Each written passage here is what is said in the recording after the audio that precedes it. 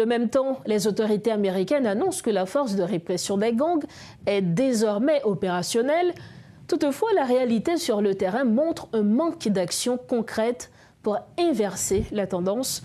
L'ancien militaire Ashley Larac est avec nous ce soir sur le plateau pour livrer son analyse d'une situation qui ne cesse de se détériorer. Monsieur Larac, bonsoir. Merci d'être avec nous. Bonsoir, c'est un plaisir d'être avec vous. La situation sécuritaire ne cesse de se détériorer. Dans l'Artibonite, dans l'Ouest, la situation est toujours difficile, on va dire. Malgré la transformation de la mission multinationale en une force de répression des gangs, les résultats aujourd'hui ne sont pas encore là.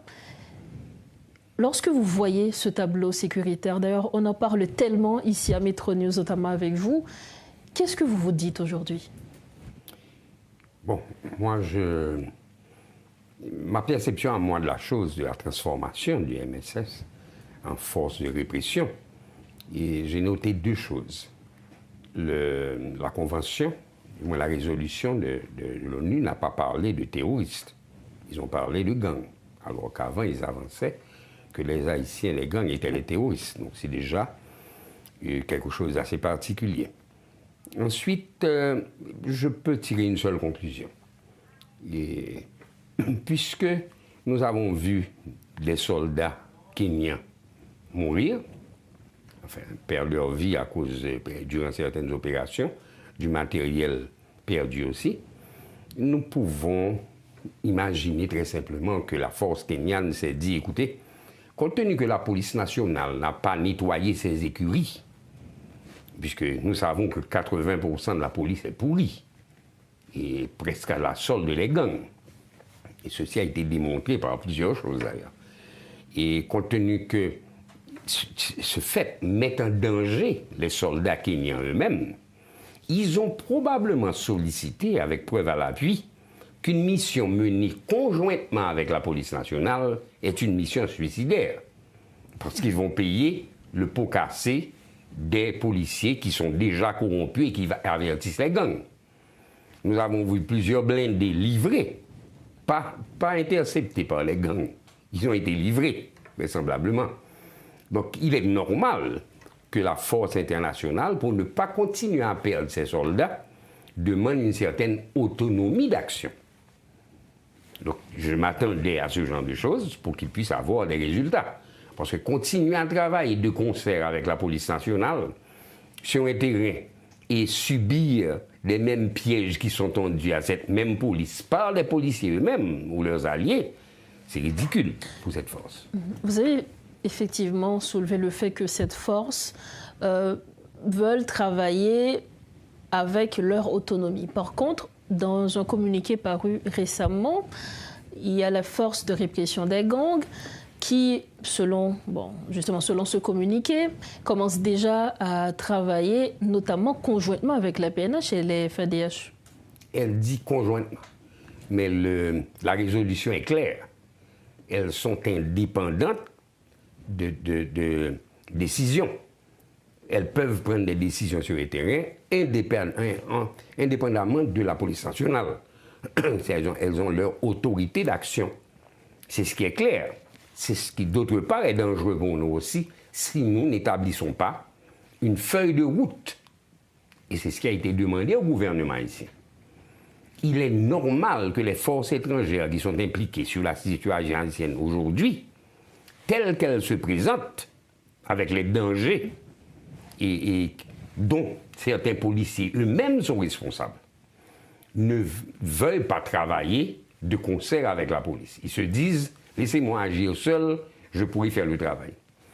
Donc c'est une réaction normale. Elle est dangereuse pour nous en tant que pays, puisque les membres, le gouvernement haïtien n'a pas encore de feuille de route et de plan stratégique correct.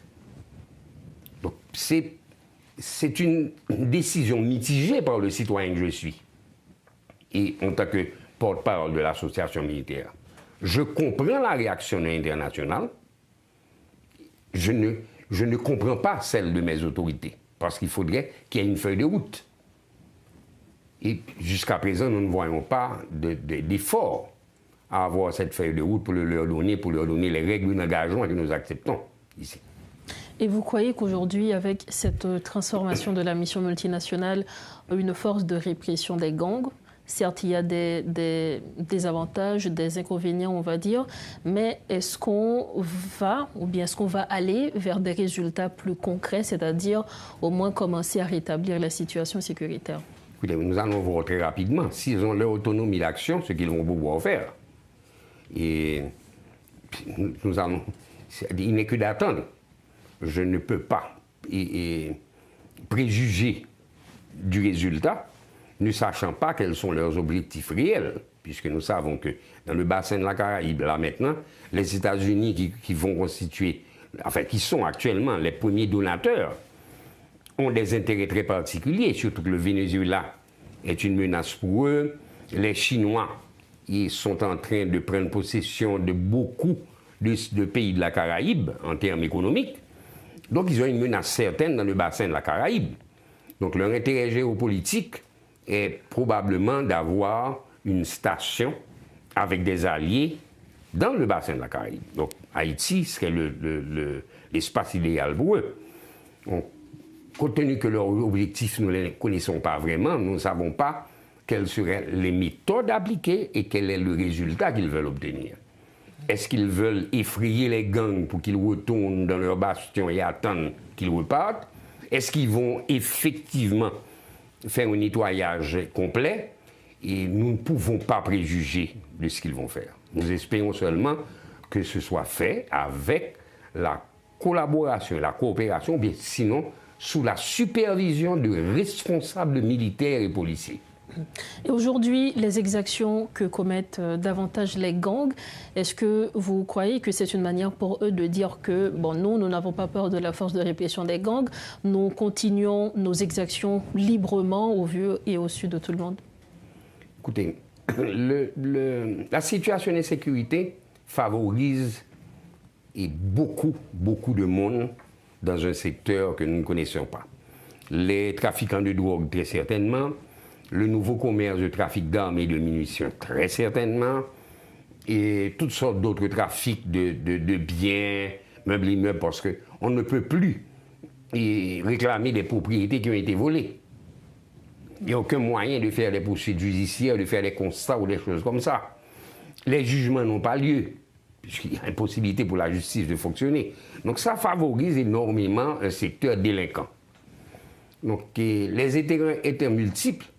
Tout ce groupe d'intérêts, quel que soit l'objectif de leurs intérêts, enfin, leur champ d'intérêt, vont accentuer les prises de possession pour rendre plus difficile le déménagement des gangs de certains bastions.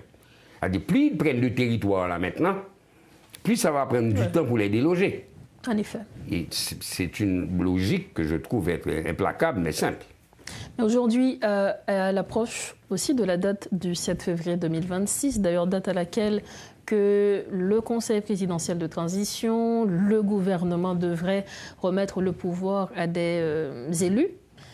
Et entre-temps, on parle quand même d'élections. Certes, le référendum constitutionnel n'aura plus lieu, mais les élections se maintiennent selon les autorités. Est-ce que dans ce contexte, vous voyez la réalisation des élections?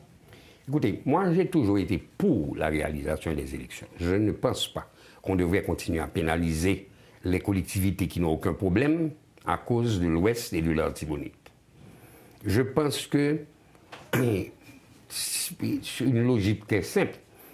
Le problème du CPT là maintenant, c'est qu'il n'y a pas de contre-pouvoir. Donc il n'y a aucune balance dans la gouvernance. Il y a un CPT qui décide de tout avec l'international.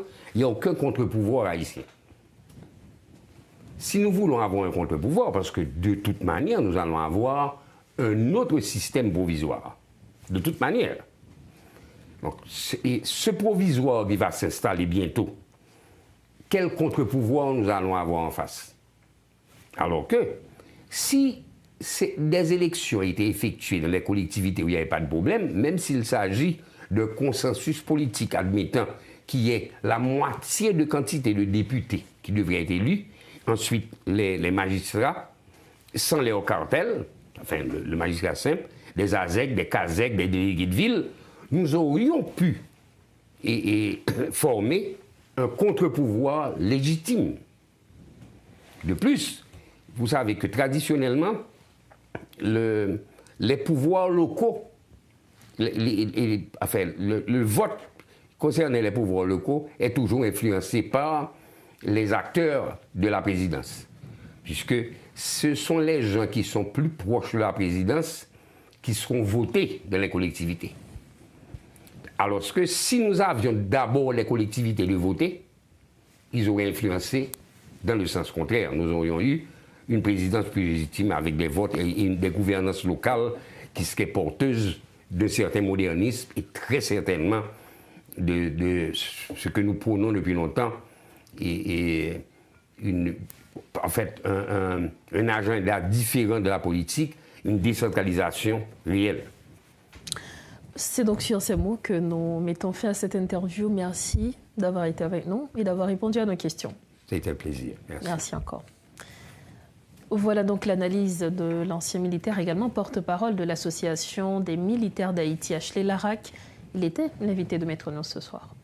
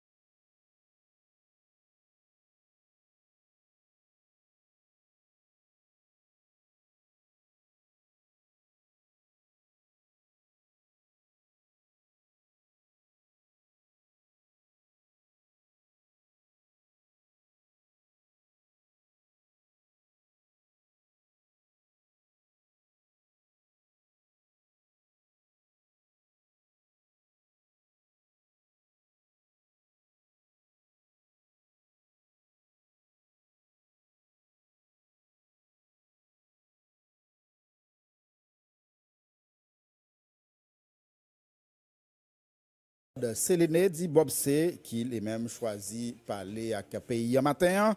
Bob, bonjour. Bonjour, mon ami, mon frère, à moi, guerrier Dieu seul.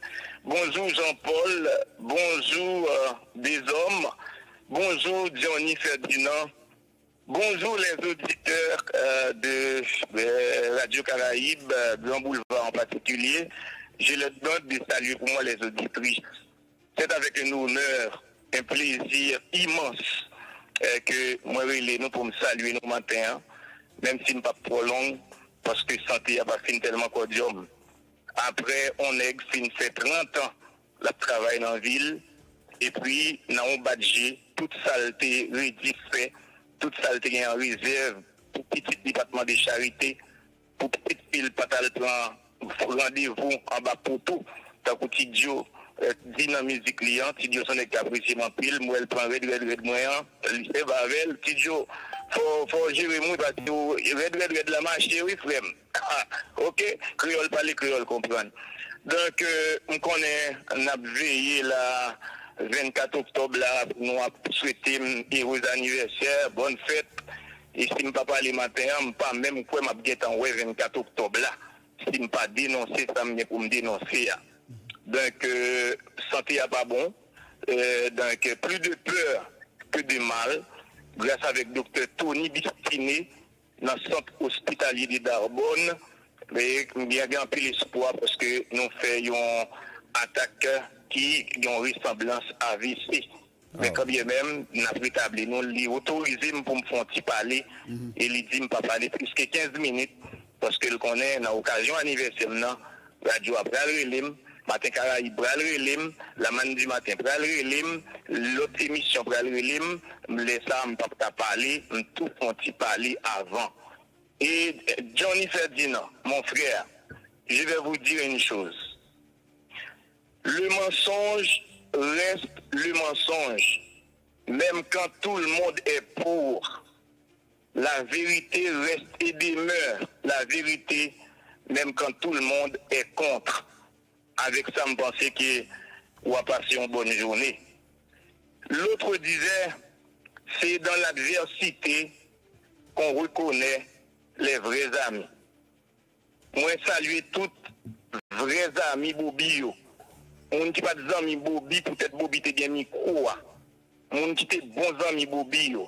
Tant qu'on est, tant qu'on ingénieur Charles Benoît, on est tant qu'on l'ex-vérifié, l'ex-grecier qui victime même j'avais. On est tant qu'on Sylvestre Noir, malgré le malade, qui toujours après crime, dit Bob, prends soin de tout, pas quitter rien, faut perdre tout. Dans la vie, on n'a rien perdu lorsqu'on n'a pas tout perdu. La vie renaîtra. Merci en pile, Sylvestre Noir. Moi, d'ingénieur Charles Benoît, saluer tous les amis pour moi. Les vrais amis de Bobi, je ne peux pas saluer au matin.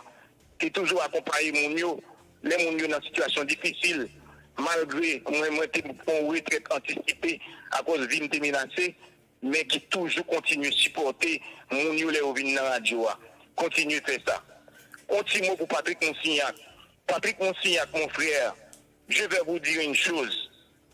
S'il existe dans la société des sous-hommes qui représentent des plaies virulentes et cancéreuses pour la nation haïtienne, heureusement, il existe des hommes avec grand H dont la République doit contribuer à leur funérailles.